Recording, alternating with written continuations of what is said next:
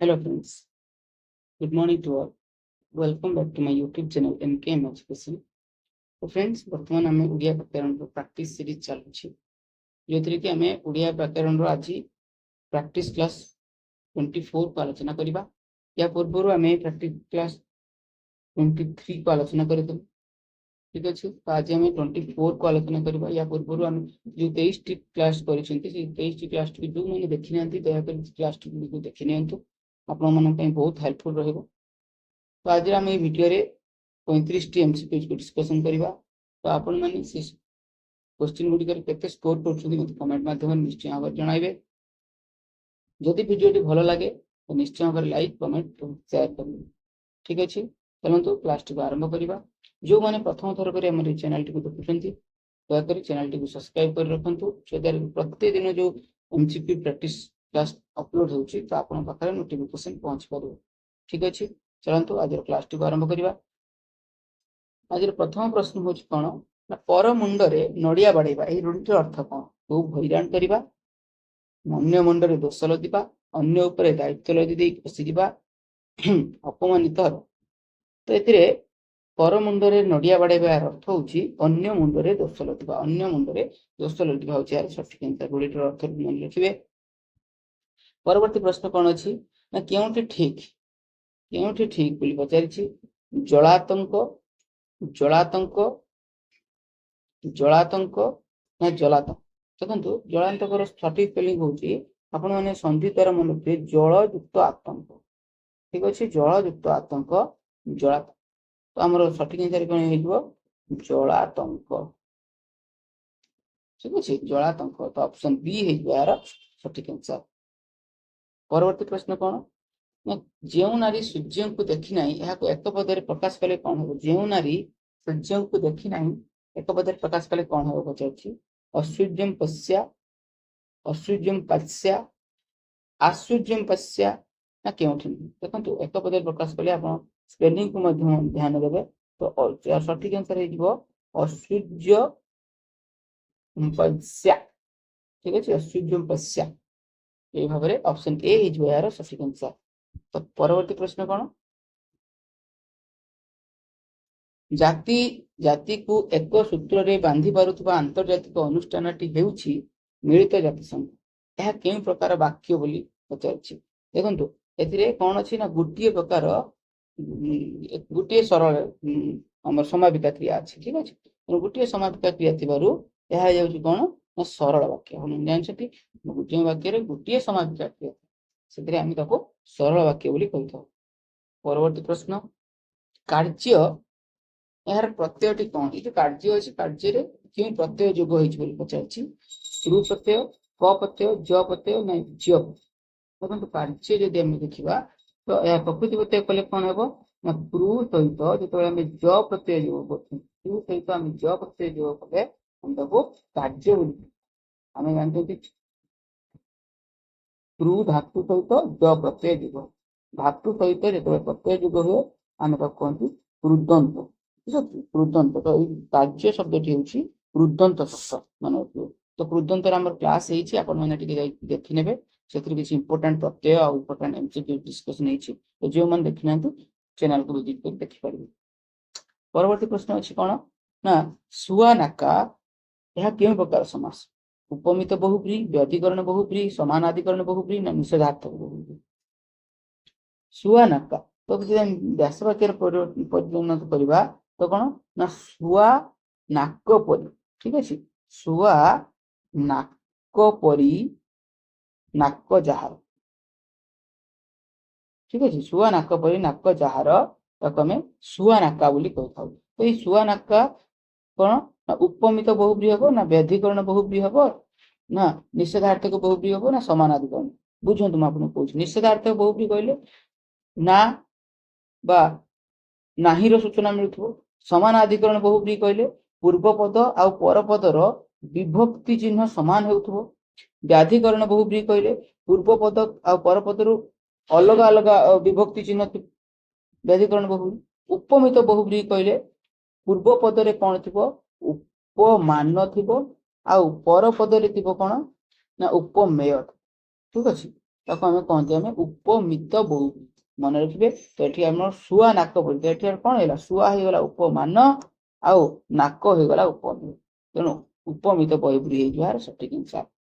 परवर्ती प्रश्न को जिबा नायक यार संधि रूपटी कौन है नायक ना युक्त एक नई युक्त एक नई युक्त अक ना ने युक्त अक देखो नायक रे कौन अच्छी मुझे संधि रे पढ़े जे अ आय अच्छी ठीक अच्छे ना रे आ यो आय आय केमिति हुए ना ओई सहित जिते आम स्वर वर्ण मिसा ठीक अच्छे ओई सहित स्वर मिसिले आय हुए तो आम ओई देखा कौटी अच्छी ओई अच्छी एठी मध्य ओई अच्छी ठीक अच्छे तो आम जानिले जे नई युक्त अक नायक हम ना नई युक्त एक नायक हम तो नई युक्त अक हो सठिक आंसर नई युक्त अक नायक ठीक अच्छे। परवर्ती प्रश्न को जिबा तांको कथा भाबु भाबु से आसी पहुंचले तांको कथा भाबु भाबु से आसी पहुंचले यह क्यों प्रकार क्रिया अमिश्र क्रिया समापित क्रिया मिश्र क्रिया ना असमापित क्रिया आपण देखंतु जे तांको कथा भाबु भाबु से आसी पहुंचले पहुंचले यह हो समाप्त क्रिया जेतबे एठी समाप्त क्रिया होची या पूर्व भाबु भाबु अर्थ ये भावना कामटी तांकर सरी नै असंपूर्ण अछि तो कोन हे गला एटा हे गला असमापित क्रिया ठीक अच्छे किंतु एठी कोन हे समाप्त पहुंचले समाप्त क्रिया किंतु यदि आम भाबु भाबु को देखिबा पूर्व क्रियाटा को देखिबा ताहा हे असमापित क्रिया। तो परवर्ती प्रश्न को जिबा रामचंद्र को परी प्रजानुरंजक राजा ओई संसार की अछि यह क्यों प्रकार अवय पद बोली पचारछि पदान्वय अवयव पदविकारी विप्सार्थक ना अलंकारी देखंतु परी आसीगला परी सदृश जन्हे जसन ये सब हो आमर आलंकारिक अवयर उदाहरण ठीक अच्छे आलंकारिक अवयर उदाहरण परी हो गला जेन्हे हो गला जेसन हो गला तेसन हो गला ये सब हूँ आमर आलंकारिक अवयर उदाहरण। परवर्ती प्रश्न ग्रीष्म ऋतु अधिक गरम पवन बहे ठीक अच्छे यह क्यों विशेषण पद बोली पचारछि क्रिया विशेषण विशेषण क्रिया ज विशेषण ना विशेषण विशेषण आपण मन देखंतु पवन बहे केमती पवन बहे ना गरम पवन बहे तो गरम हो गला हमर एठी विशेषण केते गरम केमती गरम ना अधिक गरम अर्थात ये गरम विशेषण पद को आउ गोटे विशेषण पद विशेष करुथिबारु ता हे गला कोन विशेषण विशेषण ठीक है सठिक आंसर हो गला ऑप्शन डी हो गला यार सठिक आंसर। परवर्ती प्रश्न कहले 11 नंबर शिक्षक सबु छात्र को उपदेश दियंती मात्र अल्प छात्र ताहा ग्रहण करंती यह क्यों प्रकार वाक्य अटे बोली पचारछि शिक्षक सबु छात्र को उपदेश दियंती मात्र अल्प छात्र मात्र लागला देखंतु ठीक अच्छे मात्र लागला यह क्यों प्रकार क्रिया बोली पचार क्यों प्रकार वाक्य बोली पचारछि तो सरल वाक्य यौगिक वाक्य जटिल वाक्य ना मिश्र वाक्य तो यार सठिक आंसर हो अवय पद लगी सठिक आंसर कौन हो सठिक आंसर हो यौगिक वाक्य ठीक अच्छे। तो परवर्ती प्रश्न को जिबा कृदंत निष्पन्न पदटी चिन्ह कौन ना भज युक्त अ भज सहित अ प्रत्यय युग हेले कौन हेबो भुज भुज भुज भिजा ना भाज तो सठिक आंसर टी कौन हो भज युक्त अ कौन हो भाज ठीक अच्छे ऑप्शन डी हो यार सठिक आंसर। परवर्ती प्रश्न जिबा नरेन सहित कुछ नरेन सहित वीरेन्द्र घनिष्ठ संपर्क अच्छी तो यह क्यों पद ये सहित टी गोटे विशेष पद विशेषण पद ना सर्वनाम पद ना अवय पद आपन देखो सहित सहित जानते आपण माने कि जो पद वचन पुरुष लिंग भेद परिवर्तन हुए ना हम अवय पद बोली कहते आ सहित टी हूँ ठीक से गोटे अवय पद ठीक है सठिक आंसर हो अवय पद जदि मुझे पचारि जे एटा क्यों प्रकार अवय आपण माने मन रखिबे ये जो सहित टी ये जाऊँ पदान्वयी अवय पदान्वयी अवय ठीक अच्छे पदान्वयी अवय हो यार सठिक आंसर।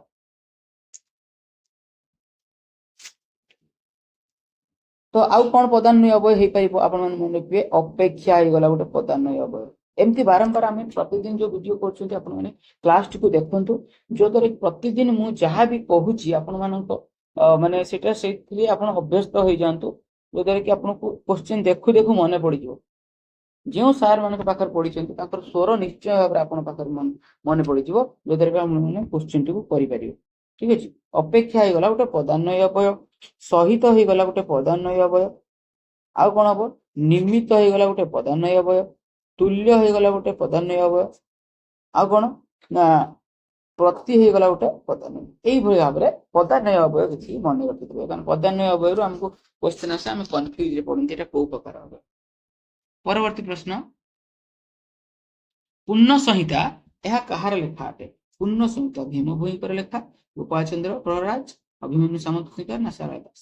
ପୂର୍ଣ୍ଣ ସଂହିତା ଏହା ହଉଛି ଭୀମ ଭୋଇଙ୍କର ଲେଖା। ମନେ ରଖିବେ, ଲେଖା ଲେଖକ ଉପରୁ 3ଟି ପ୍ରଶ୍ନ ଆସିବ। ଆପଣ ମୁଁ ସବୁଦିନ କହୁଛି ଏ 3ଟି ପ୍ରଶ୍ନ ଆପଣ ମାନେ କେବେ ବି ଛାଡିକି ଆସିବେ ନାହିଁ। ଲେଖା ଲେଖକରୁ ଯେକୌଣସି ମତେ ଆପଣ ଭିଡିଓ ଦେଖନ୍ତୁ, ଯୋଉଠି ପାରୁଛନ୍ତି ସେଠି ଭିଡିଓ ଦେଖନ୍ତୁ। ଲେଖା ଲେଖକ ମାନେ ବହୁତ କଷ୍ଟ ହବ ଯଦି ଲେଖା ଲେଖକ ଭୁଲ ହୁଏ। ପରବର୍ତ୍ତୀ ପ୍ରଶ୍ନ, ମନ୍ଦିରରେ ବ୍ରାହ୍ମଣଙ୍କ ଭୋଜନ ପାଇଁ ବନ୍ଦୋବସ୍ତ ହୋଇଛି। ଏଇ ଯୋଉ ବ୍ରାହ୍ମଣଙ୍କ ଭୋଜନ ପାଇଁ ଏଠି କୋଉ ବିଭକ୍ତି ପଚାରିଛି? ଆମେ ଜାଣିଛନ୍ତି ତୃତୀୟା, ପଞ୍ଚମୀ, ଷଷ୍ଠୀ ନା ସପ୍ତମୀ? ବ୍ରାହ୍ମଣଙ୍କ ପାଇଁ, କ ପାଇଁ ଅର୍ଥାତ୍ ଙ୍କର, ବ୍ରାହ୍ମଣଙ୍କର ପାଇଁ, ତ କଙ୍କର ମାନଙ୍କର ଆମେ ଜାଣିଛନ୍ତି ଷଷ୍ଠୀ। ଠିକ ଅଛି, ଷଷ୍ଠୀ ବିଭକ୍ତି ହେଇଯିବାର ସଠିକ ଆନ୍ସର। ବିଭକ୍ତି ଚିହ୍ନକୁ ମନେ ରଖିବେ। ଆଉ ଯଦି ମୁଁ ଏଠି ପଚାରେ ତୃତୀୟ ବିଭକ୍ତି କଣ, ନା ରେ, ଦ୍ଵାରା, ଦେହି, କର୍ତ୍ତୃକ। ଠିକ ଅଛି, ରେ, ଦ୍ଵାରା, ଦେହି, କର୍ତ୍ତୃକ। ଆଉ ପଞ୍ଚମୀ ବିଭକ୍ତି କଣ, ନା ରୁ, ଠାରୁ, ମାନଙ୍କ ଠାରୁ। ଷଷ୍ଠୀ ବିଭକ୍ତି କଣ, ନା ରଙ୍କର, ମାନଙ୍କର। ସପ୍ତମୀ ବିଭକ୍ତି କଣ, ନା ରେ, ଠାରେ, ମାନଙ୍କ ଠାରେ। ଏମିତି ଭାବରେ ପ୍ରତିଦିନ ଭିଡିଓଟି କଲେ ଆପଣ ମାନେ ଭିଡିଓ ଦେଖିଲେ ନିଶ୍ଚୟ ଭାବରେ ମନେ ରହିଯିବ। ପରବର୍ତ୍ତୀ ପ୍ରଶ୍ନ କଣ, ଚମ୍ପାଗରି ଏହା କେଉଁ ସମାସ? ଚମ୍ପାଗରି ଏହା କେଉଁ ସମାସ? ହଲୁକ ସମାସ, ବହୁବ୍ରୀହି ସମାସ, ଦ୍ୱନ୍ଦ୍ୱ ସମାସ ନା କର୍ମଧାରୟ? ଦେଖନ୍ତୁ, ଚମ୍ପା ଗୋରି ଯଦି ଆମେ ତାକୁ ବ୍ୟାସ ବାକ୍ୟରେ ପରିଣତ କରିବା, ଚମ୍ପା ପରି ଗୋରା ଯିଏ, ତାକୁ ଆମେ କହନ୍ତି ଚମ୍ପା ଗୋରି। ଠିକ ଅଛି, ଚମ୍ପା ପରି ଗୋରା ଯିଏ। ତ ଚମ୍ପା ହେଇଗଲା ଏଠି କଣ, ଉପମାନ। ଗୋରା ହେଇଗଲା କଣ, ନା ଉପମେୟ। ତ ଉପମାନ ଆଉ ଉପମେୟ ମଧ୍ୟରେ କଣ ଅଛି, ଆମର ପରି ଅଛି। ଠିକ ଅଛି, ପରିଟା ଆମର କଣ, ଆମର ତୁଳନାତ୍ମକ ବା ଆଳଙ୍କାରିକ ଶବ୍ଦ। ଠିକ ଅଛି, ତ ଏଠି ପଚାରୁଛି ପ୍ରଥମେ ଉପମାନ ଥିବ, ପରେ ଉପମେୟ ଥିବ, ଥିଲେ ଆମର କୋଉ ସମାସ ହୁଏ? ଆମେ ତ ଜାଣିଲେ ଏଇଟା କର୍ମଧାରୟ ସମାସ। କୋଉ କର୍ମଧାରୟ ସମାସ ଯଦି ଆମେ ଦେଖିବା, ଏହା ହେଉଥିବ ଉପମିତ, ଉପମାନ କର୍ମଧାରୟ, ଉପମାନ କର୍ମଧାରୟ। ଠିକ ଅଛି, ମନେ ରଖିବେ, ଉପମାନ କର୍ମଧାରୟ। ପରବର୍ତ୍ତୀ ପ୍ରଶ୍ନ, ଆନନ୍ଦରୁ ଲକ୍ଷ୍ୟ ଦେବାର ନୁହେଁ, ଜନକ ଜନନୀ ମନକୁ ମୋହ। ତାହା କେଉଁ ଅଳଙ୍କାର ବୋଲି ପଚାରୁଛି? ଆପଣ ମାନେ ଅଳଙ୍କାର କ୍ଲାସ କରିଥିବେ, ଆମର ସବୁ ଅଳଙ୍କାର କ୍ଲାସ ସରିଛି। ରୂପକ, ଶ୍ଲେଷ, ଯମକ ନା ଅନୁପ୍ରାସ? ଦେଖନ୍ତୁ, ଜନକ, ଜନ, ନ, ତ ବାରମ୍ବାର ବ୍ୟଞ୍ଜନ ବର୍ଣ୍ଣର ଆବୃତ୍ତି ଘଟୁଛି। ଯେତେବେଳେ ବାରମ୍ବାର ବ୍ୟଞ୍ଜନ ବର୍ଣ୍ଣର ଆବୃତ୍ତି ଘଟେ, ଆମେ ଜାଣିଛନ୍ତି ସଠିକ ଆନ୍ସର ହେଇଯିବ ଅନୁପ୍ରାସ। ମତେ କମେଣ୍ଟ ମାଧ୍ୟମରେ ଜଣାନ୍ତୁ କି ଏହା କେଉଁ ଅନୁପ୍ରାସ ଅଳଙ୍କାର। ଅନୁପ୍ରାସର ଟାଇପ ମୁଁ ଭିଡିଓ ମାଧ୍ୟମରେ ଜଣାଇ ଦେଇଛି, ଆପଣମାନେ ଯୋଉମାନେ ଦେଖିନାହାନ୍ତି ଟାଇପ ଅନୁସାରେ ବହୁତ ସାରା ଏକ୍ସାମ୍ପଲ କୁ ଡିସ୍କସନ କରାଯାଇଛି। ତ ଯାଇ ଏଇ ଚ୍ୟାନେଲକୁ ନିଶ୍ଚୟ ଭାବରେ ଭିଡିଓଟି ଦେଖନ୍ତୁ। ପରବର୍ତ୍ତୀ ପ୍ରଶ୍ନ କଣ, ନା ହାଟ ମଧ୍ୟରେ ବ୍ରହ୍ମଜ୍ଞାନ ଏହି ରୂଢିଟିର ଅର୍ଥ କଣ ବୋଲି ପଚାରୁଛି? ବିରାଟ ବେପାର, ଅନୁପଯୁକ୍ତ ପରିବେଶରେ ଗୁରୁତ୍ୱପୂର୍ଣ୍ଣ ଆଲୋଚନା, କୌଣସି ବିଷୟରେ ଆଲୋଚନା କରିବା, ଶାଳୀନତା ନ ରଖିବା। ଦେଖନ୍ତୁ, ହାଟ ମଧ୍ୟରେ ବ୍ରହ୍ମଜ୍ଞାନର ଅର୍ଥ ହଉଛି ଅନୁପଯୁକ୍ତ ପରିବେଶରେ ଗୁରୁତ୍ୱପୂର୍ଣ୍ଣ ଆଲୋଚନା କରିବାକୁ ହାଟ ମଧ୍ୟରେ ବ୍ରହ୍ମଜ୍ଞାନ ରୂଢି ସହିତ ତୁଳନା କରାଯାଏ। ଠିକ ଅଛି, ପରବର୍ତ୍ତୀ ପ୍ରଶ୍ନ କଣ, ଶଙ୍କରାଭରଣ ଛନ୍ଦରେ ପ୍ରତିପାଦର ଅକ୍ଷର ସଂଖ୍ୟା କେତେ? ଶଙ୍କରାଭରଣ ଛନ୍ଦ, କେହି ଜଣେ ଭାଇ ମତେ କାଲି କମେଣ୍ଟରେ କହିଥିଲେ କି ସାର୍ ଛନ୍ଦ ଉପରେ କ୍ଲାସ ଗୋଟେ ଆଣନ୍ତୁ। ଠିକ ଅଛି, ମୁଁ ଆପଣମାନଙ୍କ ଡିମାଣ୍ଡ ରଖିକି ଛନ୍ଦ ଉପରେ ଗୋଟେ ନିଶ୍ଚୟ ଭାବରେ କ୍ଲାସ ଆଣିବି। ଅତି ସରଳ ଭାବରେ ଆପଣ ଛନ୍ଦଟିକୁ ମନେ ରଖିପାରିବେ। କିପରି ଭାବରେ ମନେ ରଖିବେ, ତାର ଅକ୍ଷର ସଂଖ୍ୟା, ପାଦ ସଂଖ୍ୟା ମୁଁ ଗୋଟେ କ୍ଲାସ ଆଣିବି। ଠିକ ଅଛି, ଆପଣମାନଙ୍କର ଆଉ କଣ କୋଉ ଉପରେ କ୍ଲାସ ଦରକାର ମତେ କମେଣ୍ଟ ମାଧ୍ୟମରେ ନିଶ୍ଚୟ ଜଣାନ୍ତୁ। ଆଉ ଜଣେ ଭାଇ କହିଥିଲେ କି ସମାଜ ଉପରେ କ୍ଲାସ ଆଣିବା ପାଇଁ, ମୁଁ ସମାଜ ଉପରେ କ୍ଲାସ ଆଣିବା ପାଇଁ ପ୍ରସ୍ତୁତ କରିଛି, କିନ୍ତୁ ଦୁର୍ଭାଗ୍ୟବଶତଃ ଗତକାଲି ବର୍ଷା ଯୋଗୁଁ ମୁଁ କ୍ଲାସଟିକୁ କରିପାରିଲି ନାହିଁ। ଚେଷ୍ଟା କରିବି ଆଜି କ୍ଲାସଟିକୁ ଅପଲୋଡ କରିବା ପାଇଁ। ठीक अच्छे। तो आज 19 नंबर प्रश्न कौन अच्छी शंकराभरण छंदे प्रतिपादर अक्षर संख्या के 20 14 9 ना 12 आपण मैंने जानते शंकराभरण स नियम कही सच सच सच कहले कौन ना शंकराभरण 14 अक्षर विशिष्ट ठीक अच्छे। तो अक्षर होगा 14 अक्षर विशिष्ट। यदि आम देखा 20 अक्षर विशिष्ट कौन ना बक बक कहले बंगला स्त्री 20 अक्षर विशिष्ट। 9 अक्षर विशिष्ट कौन भान भागवत वाणी बा गुज्जरी 9 अक्षर विशिष्ट।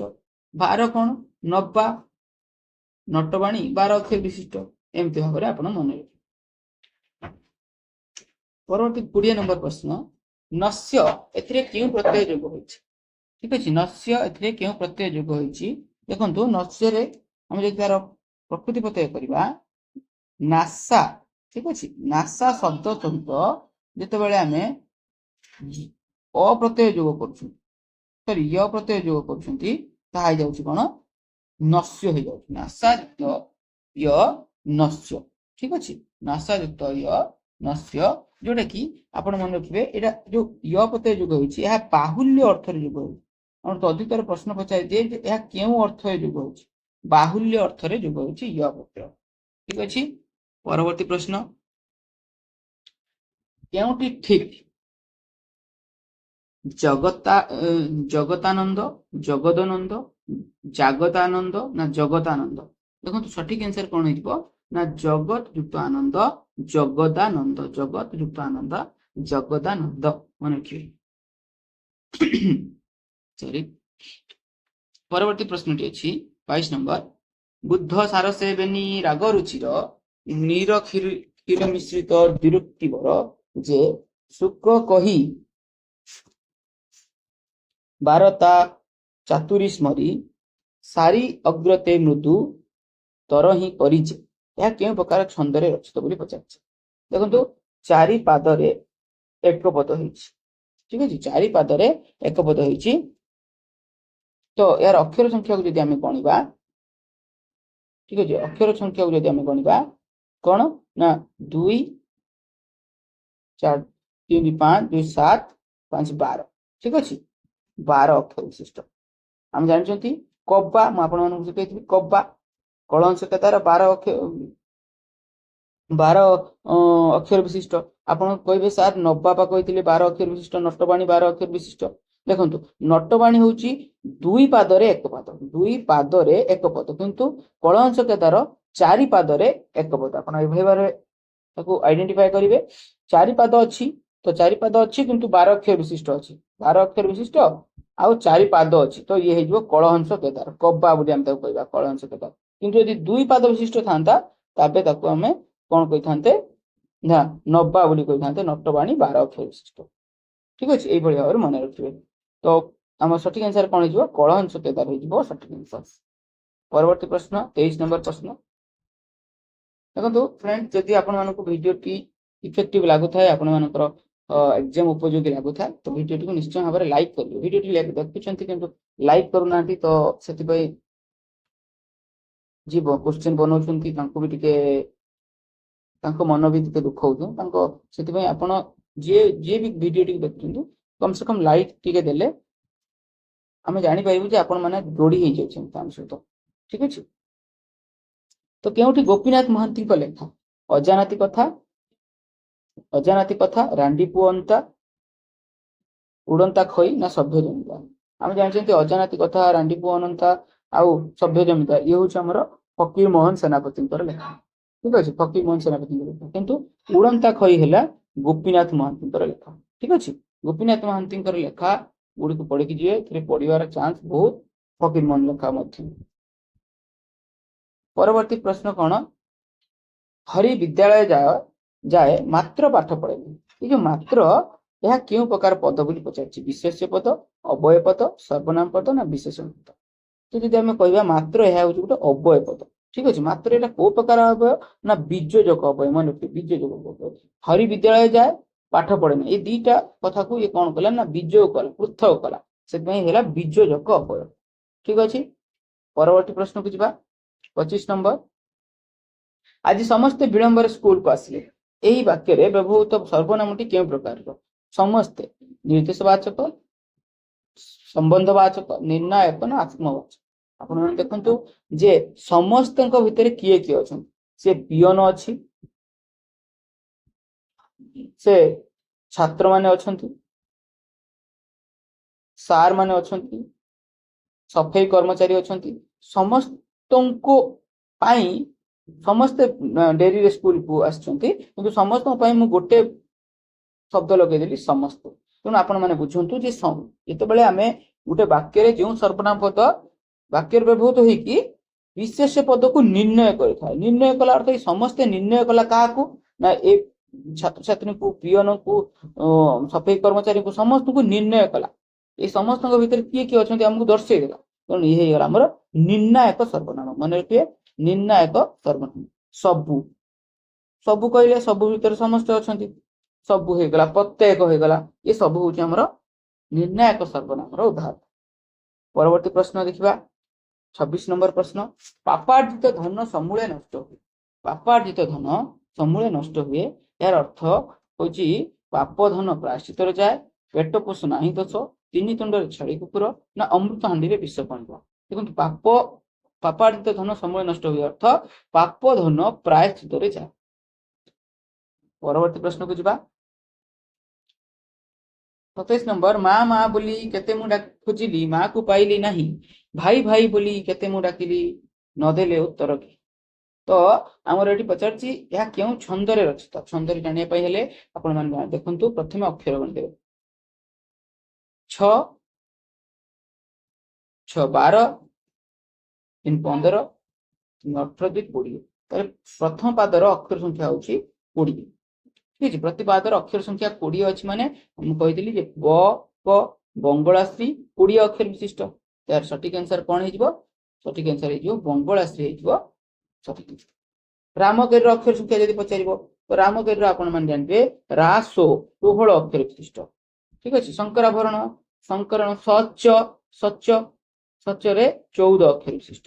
ଚୋଖୀ ଛନ୍ଦର ଅକ୍ଷର ସଂଖ୍ୟା ଯଦି ପଚାରେ ଚ ଅର୍ଥ 29 ଅକ୍ଷର। ঠিক ଅଛି, পরবর্তী প্রশ্ন।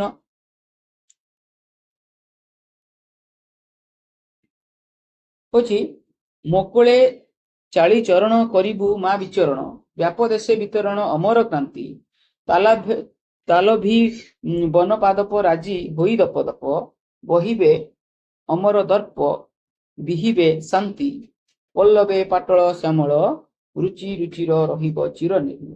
ଆପଣମାନେ ଦେଖନ୍ତୁ ଏଠି ବ୍ୟଞ୍ଜନ ବର୍ଣ୍ଣର ବାରମ୍ବାର ବାରମ୍ବାର ଆବୃତ୍ତି ହେଇଛି, ଏଠି ମଧ୍ୟ ହେଇଛି।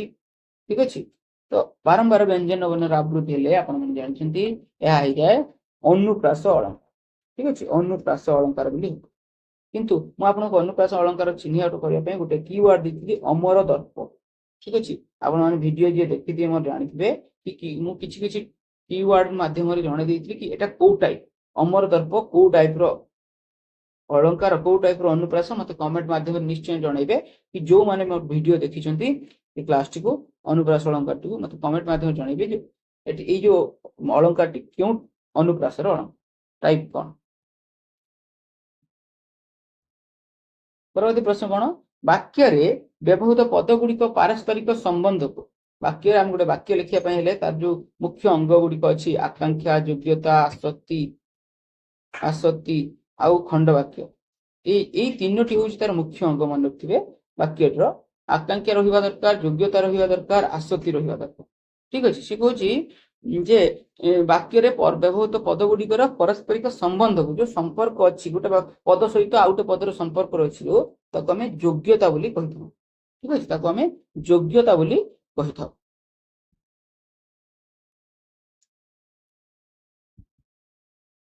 ପରବର୍ତ୍ତୀ ପ୍ରଶ୍ନ କଣ ନା ମେଘାଚ୍ଛନ୍ନ ଏହା କେଉଁ ସମାସ? ঠিক ଅଛି, ମେଘାଚ୍ଛନ୍ନ ପଚାରିଛି। ଆଉ ଯଦି ବ୍ୟାସ ବାକ୍ୟ କରିବା କଣ? ମେଘାଚ୍ଛନ୍ନ, ମେଘ ଦ୍ଵାରା ଆଚ୍ଛନ୍ନ, ମେଘାଚ୍ଛନ୍ନ ହେଇଯିବ। ମେଘ ଦ୍ଵାରା ଆଚ୍ଛନ୍ନ, ତ ମେଘ ଦ୍ଵାରା ଆଚ୍ଛନ୍ନ ହେଇଗଲେ ମେଘାଚ୍ଛନ୍ନ। ଏହା ହେଇଯିବ ରେ ଦ୍ଵାରା ଦେହି।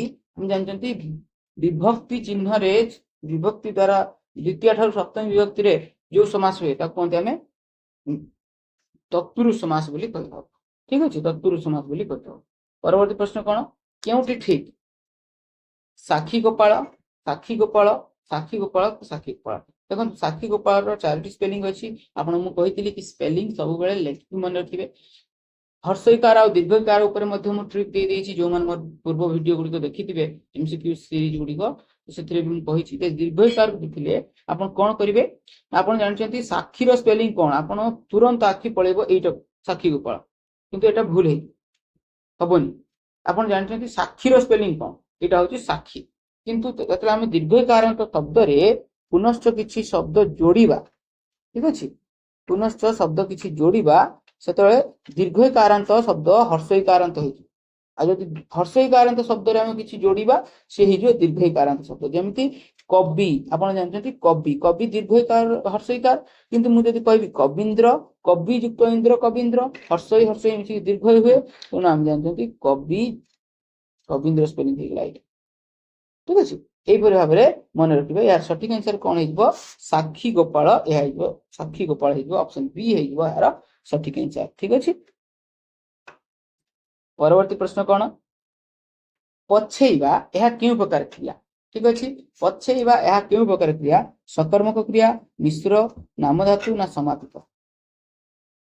ଦେଖନ୍ତୁ ପଛେଇବା କ୍ରିୟାଟି କୋଉଥିରୁ ଆସିଛି ନା ପଛ। ପଛ ଗୋଟେ କଣ ନା ବିଶେଷଣ, ବିଶେଷଣ ପଦରୁ ସୃଷ୍ଟି ହେଇଛି। ଆମେ ଜାଣିଛନ୍ତି ଯେ ବିଶେଷ ପଦ କିମ୍ବା ବିଶେଷଣ ପଦରୁ ସୃଷ୍ଟି ହେଉଥିବା କ୍ରିୟାକୁ ଆମେ ନାମଧାତୁ ବୋଲି କହିଥାଉ। ଠିକ ଅଛି, ପଛେଇବା। ଠିକ ଅଛି, ସଠିକ ଆନ୍ସର ହେଇଗଲା ଆମର ଅପସନ ବି ହେଇଗଲା, ଅପସନ ସି ହେଇଗଲା ସଠିକ ଆନ୍ସର। ଠିକ ଅଛି, ତ ଫ୍ରେଣ୍ଡସ୍ ଆପଣମାନଙ୍କ ପାଇଁ ପ୍ରତିଦିନ ମୁଁ 35ଟି MCQs ନେଇକି ଆସୁଛି। ଯଦି ପୁରା ଏକ୍ସାମ ପର୍ଯ୍ୟନ୍ତ ଏହା ଚାଲୁ ରହିବ, ଆପଣମାନଙ୍କର ପୁରା ଓଡ଼ିଆରେ 45 ମାର୍କରୁ 42 ପ୍ଲସ୍ ରଖିବା ପାଇଁ ମୁଁ ଆପଣମାନଙ୍କ ସହିତ ଯୋଡ଼ି ହେଇ ରହିଛି। ଆପଣ ଚେଷ୍ଟା କରୁଛି ମୋ ପକ୍ଷରୁ ଯେମିତି ମାନେ ପ୍ରସ୍ତୁତି କରିହେବ ମୁଁ ଆପଣମାନଙ୍କ ପାଇଁ ପ୍ରସ୍ତୁତି କରିବି। ତେଣୁ ଆପଣମାନଙ୍କୁ ମୋ ରିକ୍ୱେଷ୍ଟ, ଭିଡ଼ିଓଟିକୁ ପ୍ରତିଦିନ ଦେଖନ୍ତୁ, ଯୋଉ କ୍ୱେଶ୍ଚିନ୍ ଆସୁଛି ଆପଣମାନେ କରିବା ପାଇଁ ଚେଷ୍ଟା କରନ୍ତୁ।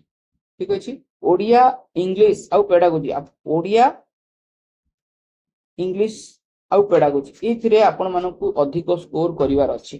ଠିକ ଅଛି, ଯଦି ଏଇଥିରେ ଆପଣ ଅଧିକ ସ୍କୋର କରିଦେଉଛନ୍ତି ତ ଆପଣମାନଙ୍କର ଚାକିରି ସୁନିଶ୍ଚିତ। କାରଣ SST ରେ ସମସ୍ତଙ୍କର ଏକ୍ସାମ ଖରାପ ହୁଏ। ଠିକ ଅଛି, SST ରେ ସମସ୍ତଙ୍କର ଏକ୍ସାମ ଖରାପ ହୁଏ, କିନ୍ତୁ ଲିଟରେଚର ପାର୍ଟ ଆଉ ପେଡାଗୋଜି ପାର୍ଟ ସମସ୍ତେ ଷ୍ଟ୍ରଙ୍ଗ ହେଇକି ଯାଇଥାନ୍ତି। ତେଣୁ ଆପଣମାନଙ୍କୁ ରିକ୍ୱେଷ୍ଟ, ଆପଣମାନେ ଲିଟରେଚରରେ ପୁରା ଷ୍ଟ୍ରଙ୍ଗ ହେଇକି ଯାଆନ୍ତୁ, ଯୋଉଥିରେ କି ଆପଣମାନଙ୍କୁ ସେଇଥିରେ ଅଧିକ ପ୍ଲସ୍ ପଏଣ୍ଟ ମିଳିବ। ଠିକ ଅଛି, ତ ପରବର୍ତ୍ତୀ ପ୍ରଶ୍ନ କଣ, ଅସହ୍ୟ ଗରମରୁ ବୁଢା ଲୋକଟି ମରିଗଲା। ଅସହ୍ୟ ଗରମରୁ ବୁଢା ଲୋକଟି ମରିଗଲା, ଏଠାରେ କେଉଁ ବିଭକ୍ତି ହେଉଛି। ଗରମରୁ, ରୁ ଠାରୁ ମାନଙ୍କ ଠାରୁ, ଏହା କଣ ନା ପଞ୍ଚମୀ ବିଭକ୍ତି ହେଲା ସଠିକ ଆନ୍ସର। କିନ୍ତୁ ମୁଁ ପଚାରିବ ଯେ ଏହା କେଉଁ କାରଣରୁ ପଞ୍ଚମୀ ବିଭକ୍ତି ହେଲା, ନା ମରିଗଲା ନା କେଉଁ କାରଣରୁ ମରିଲା, ଗରମରୁ ମରିଲା, ତ ଏଟା ହେତୁ ଅର୍ଥରୁ, ହେତୁ ଅର୍ଥରେ ପଞ୍ଚମୀ, ହେତୁ ଅର୍ଥରେ ପଞ୍ଚମୀ ବିଭକ୍ତି ହେଉଛି ଏଠି।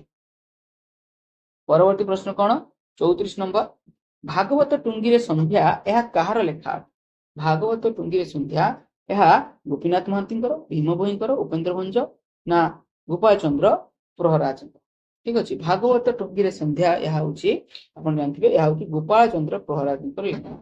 ଠିକ ଅଛି, ନନାଙ୍କ ପାଞ୍ଜି, ନନାଙ୍କ ବସ୍ତାନୀ, ହଁ, ଏ ସବୁ ହଉଛି ବାଇ ନନାଙ୍କ ହାଲଚାଲ, ବାଇ ନନାଙ୍କ ଗୁଜୁଳି, ଏ ସବୁ ଗୋପାଳ ଚନ୍ଦ୍ର ପ୍ରହରାଜଙ୍କ ଲେଖା। ଠିକ ଅଛି, ପରବର୍ତ୍ତୀ ପ୍ରଶ୍ନକୁ ଯିବା। କେଉଁଠି ସମ୍ବନ୍ଧ ଅର୍ଥରେ ଅପ୍ରତ୍ୟୟ ହୋଇଛି, କେଉଁଠି ସମ୍ବନ୍ଧ ଅର୍ଥରେ ଅପ୍ରତ୍ୟୟ ହୋଇଛି। ଆମେ ପାଶବ, ଦାନବ, ଶୈଶବ ନା ସାଧବ, ତାର ପ୍ରକୃତି ପ୍ରତ୍ୟୟ କଲେ କଣ ହେବ ନା ସାଧୁ, ସାଧୁ ଯୁକ୍ତ ଅ ହେଇଗଲା ଶୈଶବ କଣ ନା ଶିଶୁ ଯୁକ୍ତ ଅ ଶୈଶବ, ଦାନବ ଯୁକ୍ତ କଣ ନା ଦନୁ ଯୁକ୍ତ ଅ ଦାନବ, ପଶୁ ଯୁକ୍ତ ଅ ପାଶବ, ପଶୁ ଯୁକ୍ତ ଅ ପାଶବ। ଏଠି ପଚାରିଛି ଏହା କେଉଁ ଅର୍ଥରେ, କୋଉଟା ସମ୍ବନ୍ଧ ଅର୍ଥରେ ଅପ୍ରତ୍ୟୟ। ଆମେ ଜାଣିବା ଯେ ଏହା ସଠିକ ଆନ୍ସର ହୋଇଯିବ ପଶୁ ସମ୍ବନ୍ଧୀୟ ଯିଏ ଜ୍ଞାନ ଆହରଣ କରେ, ପଶୁ ସମ୍ବନ୍ଧରେ ଯିଏ ଜ୍ଞାନ ଆହରଣ କରେ ତାକୁ କୁହନ୍ତି ପାଶବ। ଠିକ ଅଛି, ପଶୁ ସମ୍ବନ୍ଧରେ ହେଇଯିବ ସଠିକ ଆନ୍ସର, ପଶୁ ସମ୍ବନ୍ଧରେ ପାଶବ। ଆଉ ଦାନବ, ଦନୁଙ୍କର ପୁତ୍ର ଯିଏ, ଦନୁଙ୍କର ପୁତ୍ର ଯିଏ ଆମେ ତାକୁ କୁହନ୍ତି ଦାନବ। ତ ଏଇଟା ହେଇଯିବ ସନ୍ତାନ ସନ୍ତତି ବା ଅପତ୍ୟ ଅର୍ଥରେ ଅପ୍ରତ୍ୟୟ ହେଉଛି। ଶୈଶବ କଣ, ଶୈଶବ ଗୋଟେ ଅବସ୍ଥା ବୋଲି ଆପଣ ଜାଣିଛନ୍ତି। ଅବସ୍ଥା, ଗୁଣ, କର୍ମ, ଏ କ୍ଷେତ୍ରରେ ଗୁଣ, ଅବସ୍ଥା ଆଉ କର୍ମକୁ ବୁଝାଉଥିଲେ ତାହା ହେଇଯିବ ଭାବ ଅର୍ଥ। ଠିକ ଅଛି, ଭାବ ଅର୍ଥରେ ଅପ୍ରତ୍ୟୟ ହୋଇଛି। साधव कहले साधव साधु युक्त अ एठार कौन अच्छी स्व अर्थ रे अप्रत्यय होछि ठीक अछि स्व अर्थ रे अप्रत्यय तो फ्रेंड्स आज आम वीडियो माध्यम 35 टी क्वेश्चन को आलोचना कले तो आलोचना जदि आपन मन भल लागि तो निश्चय भाव में मते कमेंट माध्यम जनइबे आउ लाइक करेंगे वीडियो जो द्वारा जानी कि आपण मानक वीडियो पसंद आछि आउ 35 रु केते स्कोर कले आपण माने निश्चय मते कमेंट माध्यम जनइबे आ आजिर डिमांड कोन अछि काली पई मते निश्चय भाव में कमेंट माध्यम जनइबे मो आनिया पई चेष्टा करिबी ठीक अछि देखा जियो परवर्ती क्लास रे रहउछि नमस्कार जय जगन्नाथ।